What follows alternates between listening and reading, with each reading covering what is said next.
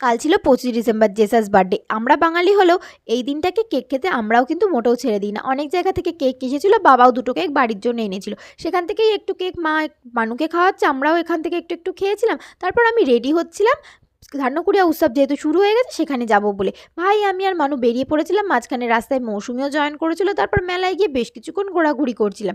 তারপর স্টেজে কিছু পুরস্কার বিতরণী বা জাতীয় কিছু হচ্ছিলো, সেটা একটু দেখতে গেছিলাম। যাই হোক, দেখে ভালো তেমন একটা ইন্টারেস্টিং লাগেনি, তাই জন্য আর কি চলে এসেছিলাম। আর মানু বায়না করছিল বেলুন কিনবে, তাই ওকে একটা গ্যাস বেলুন কিনে হাতে বেঁধে দিলাম।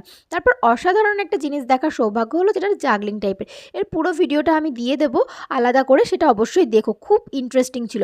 যাই হোক, সেটা খানিকক্ষণ দেখার পর মানু জেদ করছিল, খিদে পেয়েছিল করে খুব জ্বালাতন করছিল। মানে ও 9টা বেজে গেছিলো, তাই জন্য ওর খিদে পেয়ে গেছিলো।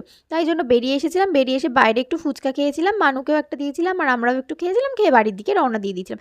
আজকের ভিডিওটা এই পর্যন্তই। ভালো লাগলে লাইক, শেয়ার এন্ড সাবস্ক্রাইব করে দিও। টাটা।